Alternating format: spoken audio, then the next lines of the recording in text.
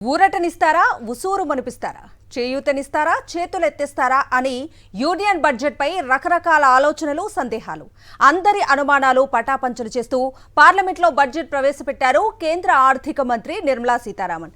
దేశమంటే మట్టి కాదు దేశమంటే మనుషులోయ్ అంటూ తెలుగు కవి గురజాడ అప్పారావు సూక్తితో బడ్జెట్ ప్రసంగాన్ని ప్రారంభించిన నిర్మలమ్మ మట్టిని నమ్ముకున్న బతుకుతున్న అన్నదాతలకు ఊరటనిచ్చారు. మరి రైతులకు వ్యవసాయ రంగానికి నిర్మలమ్మ పద్దులో ఏం పొందుపర్చారో ఇప్పుడు చూద్దాం. 2025-26 ఆర్థిక సంవత్సరానికి గాను కేంద్ర ఆర్థిక మంత్రి నిర్మలా సీతారామన్ ప్రవేశపెట్టిన బడ్జెట్లో రైతులకు భారీ ఊరటనిచ్చే అంశాలున్నాయి.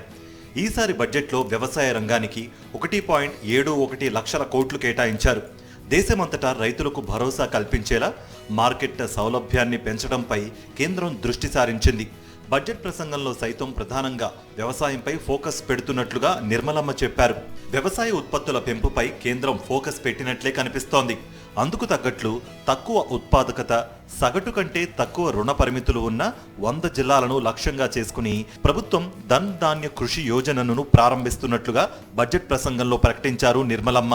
సుస్థిర వ్యవసాయ పద్ధతులను ప్రోత్సహించడం, రుణ సౌలభ్యాన్ని మెరుగుపరచడం ద్వారా 1.7 కోట్ల మంది రైతులకు ప్రయోజనం చేకూర్చడమే పథక లక్ష్యమని వివరించారు. వ్యవసాయంలో ఆవిష్కరణలు ప్రోత్సహించేందుకు రీసెర్చ్ లింక్డ్ ఇన్సెంటివ్ స్కీమ్ ను బడ్జెట్లో ప్రవేశపెట్టారు కేంద్ర ఆర్థిక మంత్రి నిర్మలా సీతారామన్. అధిక దిగుబడినిచ్చే క్లిష్ట వాతావరణాన్ని తట్టుకునే పంటల అభివృద్ధిని వేగవంతం చేయడమే ఈ పథకం లక్ష్యం. ఇక విత్తన నమోదు కోసం వన్ నేషన్ వన్ లైసెన్స్ విధానాన్ని బడ్జెట్ ప్రతిపాదిస్తుంది. ఈ ప్రక్రియను క్రమబద్ధీకరించేందుకు, రైతులకు నాణ్యమైన విత్తనాలను సకాలంలో అందుబాటులో ఉండేలా చూసేందుకు ఈ విధానం ఎంతో ఉపయోగపడుతుందని నిర్మలా సీతారామన్ వివరించారు. Kisan credit card loan limit 3 నుంచి 5 లక్షలకు పెంచారు. దీంతో పాటు 7.7 కోట్ల రైతులకు ప్రత్యేక రుణాలు ఇచ్చేందుకు ప్రణాళికలు సిద్ధం చేశారు. యూరియా సస్లే కోసం అస్సాంలో భారీ ప్లాంట్ ఏర్పాటు చేయనున్నారు. పత్తి ఉత్పత్తి పెంచేందుకు రాబోయే 5 ఏళ్లలో ప్రత్యేక మిషన్ ఏర్పాటుతో పాటుగా బీహార్లో మకానా బోర్డుని ఏర్పాటు చేయనున్నట్లుగా ప్రకటించారు నిర్మలమ్మ. చిరుధాన్యాలు, పండ్లు, కూరగాయల ఉత్పత్తి పెంపు కోసం ప్రత్యేక పథకాలు తీసుకొస్తున్నారు. దాదాపు 1,70,00,000 రైతుల కోసం 100 జిల్లాల్లో ప్రత్యేకమైన వ్యవసాయ అభివృద్ధి కార్యక్రమాలు చేపట్టనున్నారు. Kisan credit cards facilitate short-term loans for 7.7 crore farmers, fishermen and dairy farmers.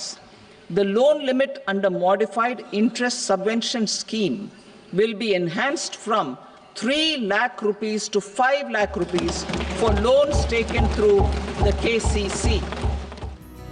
వ్యవసాయ పెట్టుబడులకు జీఎస్టీ ఫ్రేమ్వర్క్ ని సరళతరం చేస్తామన్నారు నిర్మలమ్మ.